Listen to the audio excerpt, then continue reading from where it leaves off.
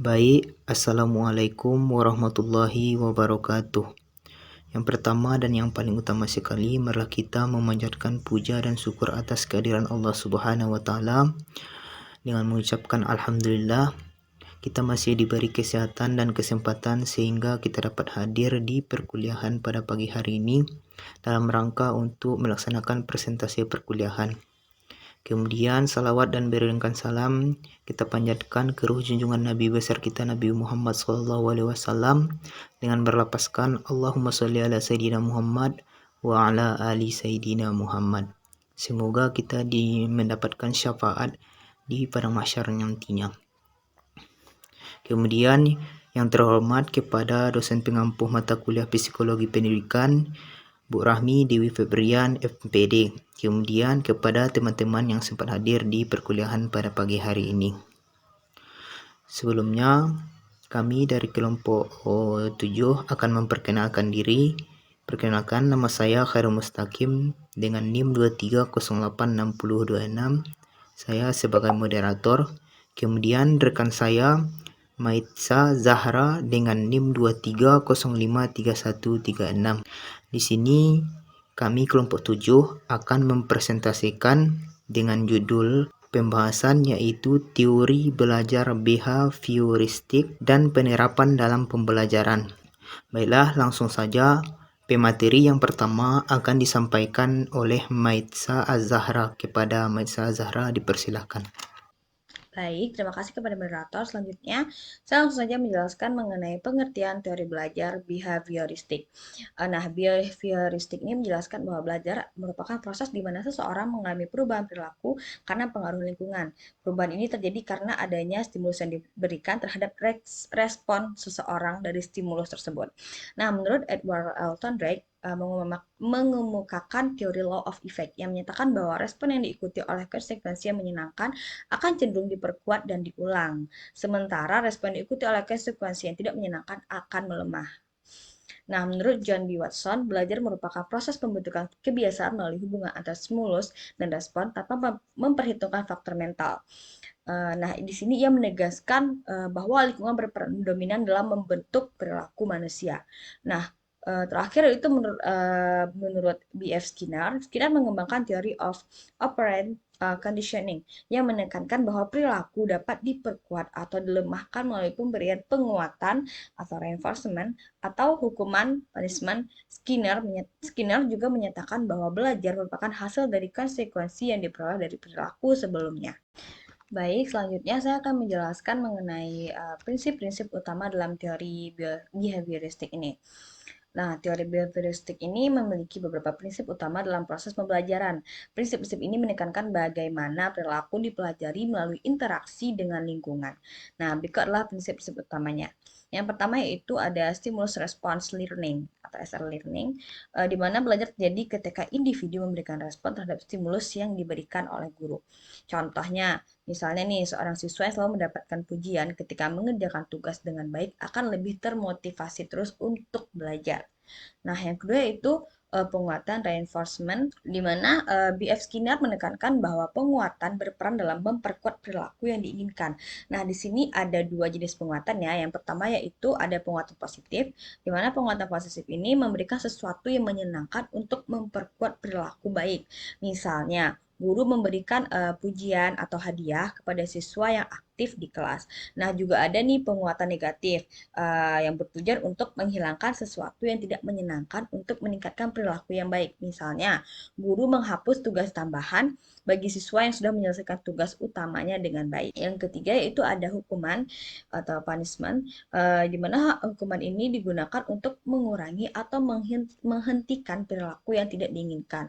Hukuman juga terbagi menjadi dua. Yang pertama yaitu ada hukuman positif dengan tujuan memberikan stimulus yang tidak menyenangkan setelah perilaku tertentu. Misalnya, guru memberikan teguran kepada siswa yang tidak mengerjakan tugas.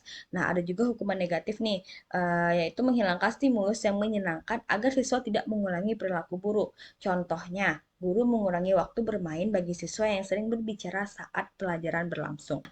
Perbedaan hukuman dan penguatan itu sendiri, di mana penguatan ini bertujuan untuk meningkatkan perilaku baik, sementara hukuman bertujuan untuk mengurangi perilaku buruk. Nah, hukuman ini juga harus diperhitungkan agar tidak terlalu mengganggu psikologis dari siswa tersebut. Selanjutnya yaitu yang keempat, latihan dan pengulangan repetition and practice, di mana Edward Thorndike menekankan bahwa semakin sering suatu respon diulang, maka semakin kuat hubungan antara stimulus dan respon. Contohnya, seorang siswa yang terus berlatih membaca akan semakin lancar dalam membaca karena proses tersebut diperkuat oleh latihan yang terus berulang. Misalnya juga seorang siswa yang kurang pandai dalam perhitungan matematika, dan jika ia terus mengulang dan terus berlatih, maka ia akan menjadi mahir dalam matematika atau pelajaran lainnya.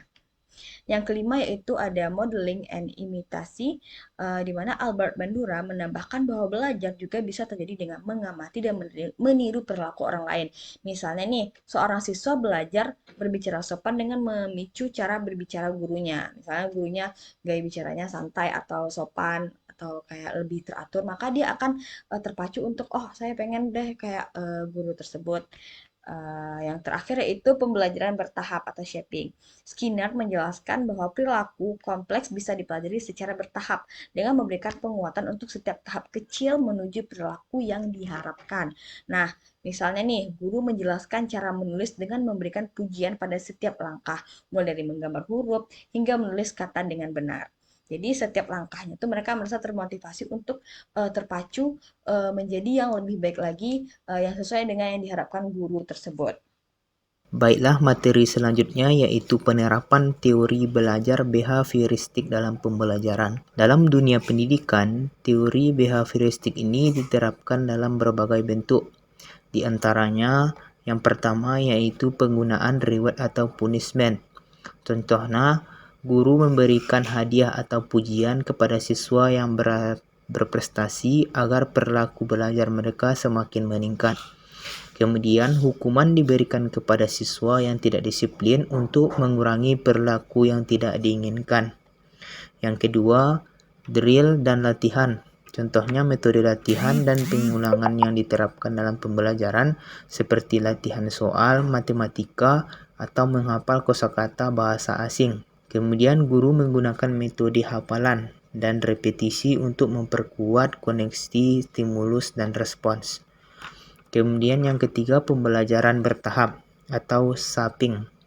Contohnya memberikan tugas secara bertahap dari yang mudah ke sulit agar siswa mampu menyesuaikan diri secara perlahan. Kemudian guru memberikan umpan balik langsung agar siswa memahami kesalahan dan memperbaiki responnya. Yang keempat, pemanfaatan media pembelajaran yang menarik. Menggunakan audio, video, ataupun aplikasi pembelajaran interaktif untuk memberikan stimulus yang efektif. Kemudian menerapkan game atau eduktif untuk mendorong keterlibatan siswa dalam pembelajaran. Yang kelima, metode pembelajaran berbasis tingkah laku. Di sini, guru mengamati tingkah laku siswa, menyesuaikan metode pengajian agar siswa dengan respon yang diberikan siswa. Dengan menggunakan metode token alchemy, yaitu memberikan token sebagai bentuk reward yang dapat ditukarkan dengan hadiah nyata. Kemudian yang terakhir yaitu yang keenam, penerapan di berbagai mata pelajaran. Dalam matematika, contohnya siswa dilatih dengan soal yang berulang-ulang hingga terbiasa dengan pola penyelesaiannya. Kemudian contoh dalam bahasa, pembelajaran berbasis pergaulan digunakan untuk meningkatkan kosakata dan pemahaman tata bahasa. Kemudian dalam sains, eksperimen dalam sederhana diberikan untuk menanamkan konsep ilmiah yang dapat dipraktekkan secara langsung. Kemudian ada kritik terhadap teori behavioristik. Meskipun teori behavioristik ini memiliki banyak kontribusi dalam pendidikan, ada beberapa kritikan terhadap pendekatan ini, yaitu yang pertama, kurangnya fokus pada proses kognitif. Behaviorisme ini mengabaikan bagaimana manusia memproses informasi secara internal. Kemudian yang kedua, kurangnya fleksibilitas dalam pembelajaran kreatif. Siswa hanya diarahkan pada pola stimulus atau respon tanpa memperhatikan kreativitas atau pemecahan masalah. Yang ketiga, cenderung mekanistis. Pembelajaran terlalu berfokus pada respon otomatis tanpa mempertimbangkan motivasi interaksi siswa. Kemudian yang keempat, kurang menekankan pemahaman konsep pembelajaran. Behavioristik lebih menekankan hafalan dan kebiasaan dibandingkan pemahaman mendalam. Mungkin sekian materi yang dapat kami jelaskan, maka dapat kami simpulkan bahwa teori belajar behavioristik menekankan bahwa pembelajaran terjadi melalui perubahan perilaku akibat interaksi dengan lingkungan, menggunakan prinsip stimulus respons yang diperkuat dengan penguatan reinforcement. Tokoh-tokohnya seperti Pavlov, Skinner, Watson, dan Thorndike menyoroti pentingnya pengkondisian, penguatan, serta hukum-hukum belajar. Dalam pendidikan, teori ini diterapkan melalui reward dan punishment, drill, dan latihan. Kemudian pembelajaran bertahap, serta penggunaan media interaktif. Namun, behaviorisme ini dikritik karena kurangnya memperhatikan proses konektif, kreativitas, dan pemahaman konsep yang lebih mendalam. Mungkin sekian hasil presentasi kami. Mohon maaf jika ada kata-kata yang salah ataupun menyinggung. Kami sudahi. Wassalamualaikum warahmatullahi wabarakatuh.